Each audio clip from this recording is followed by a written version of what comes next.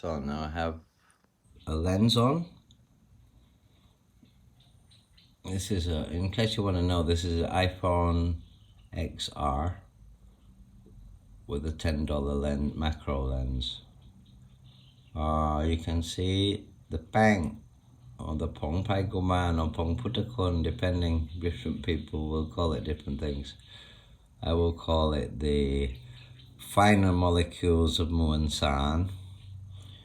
In the recesses between the arms, you can see the slender fingers of the hands and the feet. Usually you will see it's covered by the jivara, but two lines here on the leg. And you should closely inspect these lotus petals for the little bubbles and bumps and compare them with models, because they tell you something there. And as you can see, this one has a lot of bang, pongputakun, or residues, or mildew, or crap, or the finer pigments of the Muon San risen to the surface. You can see the Saire Tongkam. Actually, I believe this one is not dipped in Saire Tongkam gold flakes. It has been gold painted. Yeah, on the edge here you can see, just on the edge of the pillar here, you can see a little thin line, yeah? Can you see that thin line? That makes that a Pim Sao Mee Sen, Niyom, preferred, this block press, yeah? It's a block tong Luang, Lang Tok Teng, but must be the second, the reserve second block press or the first block press. I'm not sure. I don't have that information, whether the Pim Sao Mee Sen is the brass block press. It is the brass block press after being refined, its details, but is it the main one or the reserve one? Yeah, because obviously they use both. Even if the first one doesn't break, they will use both. I think, what's this line here? I can't really see properly. Is it a slight crack, or is it a piece of hair of Lumpu Tim? Not sure. What I am sure is some of Lumpu Tim's jivara robe and a takrut in the bottom. You look on the chest. I'll bring some more light in here a little bit, which will discolor the goldenness, the yellowy of the gold a bit with this camera, but you will be able to see the Ganha soak sticky rice, of which in this particular model, there's a lot more fine powders than bumpy, clumpy sticky rice, but you can always see presence of it. So you can still see presence of it. And I always use the Sankati sash, Sankati, to see that, and the most protrusions where rubbing occurs. So you can see on the nose and the face and on the chest the presence of, let's change the angle, Ganha, also blessed sticky rice.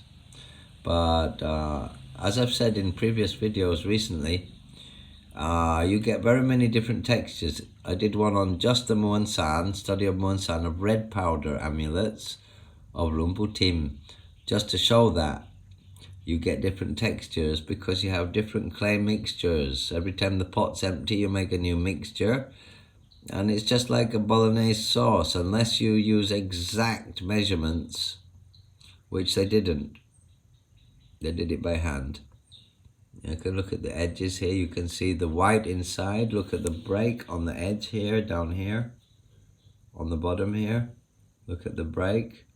You can see it's red on the rim from the pumpkin mark cement, areca beetle nut cement. But where it's chipped, you can see it's white. Yeah? So obviously the Wan Sabu Lut has a tendency to want to come to the surface. Yeah? Along with the finer pigments. So Wan Sabu Lut I always, no, it's not, sorry. Phuan Sabu Lurt, it would not. It's chunky like sticky rice. Misspoken. Boon Kin Mark. The cement is a very fine powder. It's made from seashells, and it's pink or white, usually pink. So this pink is very fine powder, which is why, just like the fine yantra powders that have risen to the surface in the crevices, both on the Ganha Chalee and on the Khun Phaen Luang Pu Tim, yeah, especially in the recesses here, around the ears here and so, yeah, and where there are recesses next to protrusions, yeah, where there are fine recesses inside. That's where you will see it forming, being pushed up as it dries. The clay dries, and the finer powders, such as the areca nut cement, pink, gets pushed to the surface. And that's why, in my opinion, when it's chipped, you see the white inside, yeah? Because some of the white muon san, this bang here is very fine powder, Pong Lop, but Pong Prai Kumarn and other white muon san powders, such as Din Saw Pong, which actually is chalk, but it's chalk that has been blessed, and bang, kinds of talcs they use, yeah? And other stuff, you know, like banana, which they dried it and powder it and stuff, and or just put it in fresh and let it dry naturally. Also have different, thicker and smaller and larger pigments. So some of the white muon san is heavy and remains inside. Some of the white types of muon san are very fine powders and pushed to the surface. And in this case, the pink Boon Kin Mark cement powder is also very, very, very fine indeed, which is why you just add a bit of water and it turns into a paste straight away like glue. I know, because when I was a Rusi, and even before, I ate betel and areca nut. So, the muon san and the pim, the details. Look at the thin lines around the ganok flames. Look at the pleo pagate, the flame of the top knot of the Buddha, the beautiful curve. Take notice that if you see a Khun Phaen that has this thin line, yeah, on the edge of the pillar here, just here, then you've found a preferred model, a Pim Sao Mee Sen, yeah? And let's have a look at the muon san of Luang Por Chaeng. You can see it's an amulet that is older than the Khun Phaen 15 itself. So this will have been an amulet. Luang Pu Tim will have had it, or maybe a Luksit might have asked during this pressing or ceremony, or times when Samaneras or Luang Pu Tim or other assistants were pressing, to put it in, yeah? Or Luang Pu Tim put it in, or the Luksit asked. But the point is that this amulet is older, was made many years before the Khun Phaen 15. So obviously this amulet was at the temple during the making, and was one of the many things they had to put in the back. And I know I was a monk, and I've made amulets with monks, I've made my own amulets, I've helped to make amulets for Rusi, yeah, making takrut and doing the inscriptions and the muon san and stuff like that. So I know that when you're doing that and you have to make thousands of amulets or hundreds, you can say, oh look, we've still got 2 of these left from last year, let's put them in the back. Then you got 2 special ones, only 2 ever made, yeah? So that would be quite normal for Luang Pu Tim to say, oh look, we've got this Luang Por Chaeng here. Or for a devotee of Luang Por Chaeng to come and say, can I have this put into the back when it's pressed? I've asked monks if they can do something with my amulet for me special like that. Say, can you just press the front?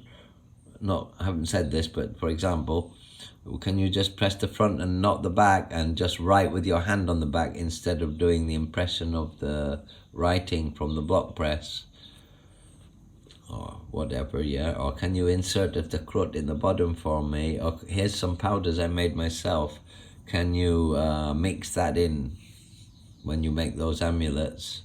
Or send Muan San to a monk friend of mine, or send a certain yantra or wicha and say, can you make a rahu or a takrut for Banya Wai, like I did with Ajahn Gop Chai. So, and he made that specially for me. I said, can you make 30 of them for me? And he did. So I've been a monk. I know about amulet making from being involved in it myself, which has helped me a lot. So my assumption is here that the amulet was at Wat Lahan Rai, either through the devotee, Lumbu Tim, or whoever was pressing, and they had lots of different things. Some from other Geji Ajahn and friends, monk friends who have, I give you some of my amulets. Oh yeah, here's some of mine. Hand them out to your devotees as well. It's like, say, don't think just my amulets are powerful. Lumpu Tim and his accomplices, they would always say, many would say, oh, if you want that kind, if you need Khun Phaen, you go to Lumpu Tim and send them to their friend Lumpu Tim. Or if they wanted a goat, then Lumpu Tim might say, oh, you go to Lumpo Am. Or he would say, oh, I've got some goats from Lumpo Am. Take one of these and bless it on top as well, himself. And there are Khun Phaen with the Pet Mahalab, lucky goat of Lumpo Am in the back. Yeah.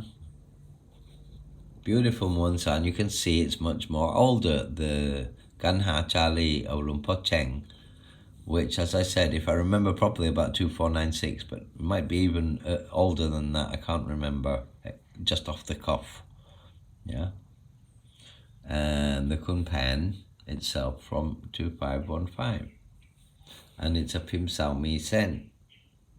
Yeah. And second prize, certificated second prize winner, with Jivara robe and takrut in the bottom. In เนื้อผงไพรกุมารผสมปูนกินหมาก with ปูนกินหมาก หลังกันหาชาลีหลวงพ่อแช่ง with the Ganha Chalee of Luang Cheng in the back. Maybe actually this red might also be transferred, as you can see around Ganha Chalee. You can see the red being sucked in. You can see around the heads here. Can you see? There is also a red tone on the surface only. So that could also be, but I would disagree, because this red here, you can see it's chunky, looks like the sticky rice effect of Khun Phaen Lumpu Tim, Khun Phaen 15, even more than the front face of this one, which I said has more finer powders than sticky rice in this particular example. So this looks more chunky like sticky rice. It's not, and it's not pink, it's dark red. So that is Wan Sabu Luat. But this on the edge here is pink. And that is Nerpun Kin Mak. And you can see with the white powders, with the pink permeating it. So that's where some of the pink cement, which obviously doesn't, if you mix it with white powders, in this case didn't mix completely, or rose to the surface with the white powders because of its fineness, or both. Yeah, this is what you call the atmospheric conditions and the aging, in which atmospheric conditions each amulet, and how each owner keeps each amulet, if they keep it in the box, if they wear it, if they keep it in a dry room, a hot room, a cool room, in the dark, if they wrap it up, if they wear it, if it touches the skin and gets sweat on it, if they encase it or they don't, if they touch it a lot. I like to keep looking at this because it's a Pim Sao Mee Sen. The thin line on the edge of the pillar makes it not only a second prize winner and interesting, because of the Luang Chaeng Ganha Chalee amulet in the back. Yeah. Not only interesting for that. I'll take the light away a little bit so you can see the proper tone. This quite thick one. So to encase this in gold would, with the price of gold in the moment, 2022, July, would be quite expensive. Would be about $400 to encase in gold in the moment. Whereas a year ago it would have been about 300 or something, 320 or something, I don't know, 300. And 3 years ago it would have been about 250. Gold is always a good investment. Yeah. So, Khun Phaen 15. Second prize winner.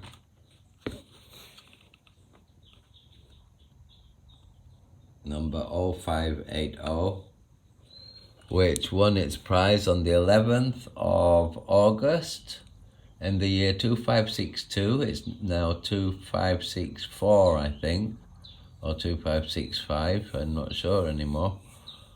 Buddhist era, yeah, competition at Wat Pai Lom Temple, Temple, next to Wat Lahan, right?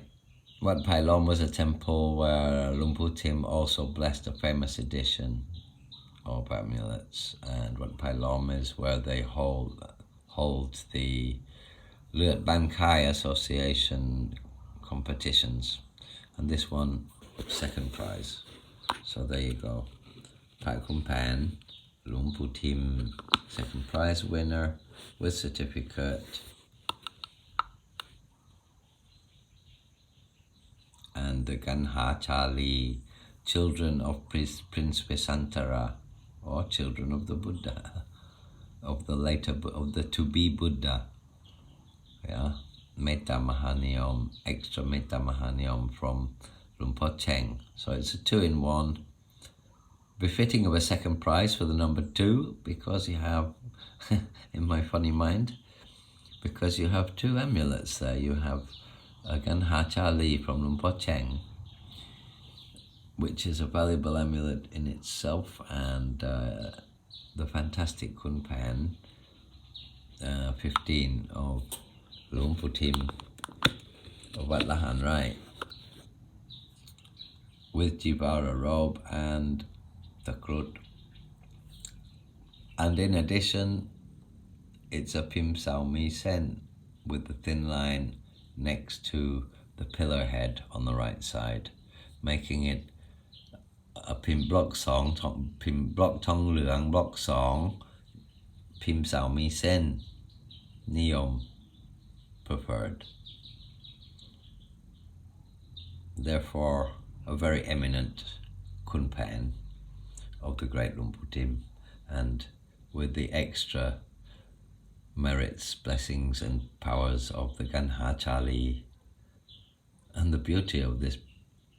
I love Wan Sabu Luat anyway, the blood soap herb powders.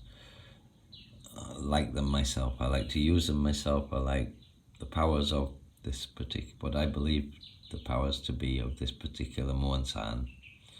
So just this amulet in the back is half of what really makes me love this amulet so much. So, Ajahn Spencer for KhunPhaen15.com, which is where I'm going to centralize my documentation, my main documentations of Khun Phaen. Yeah, and for the Buddha Magic Project, once again, hoping this helps and was enjoyable and informative. Signing off.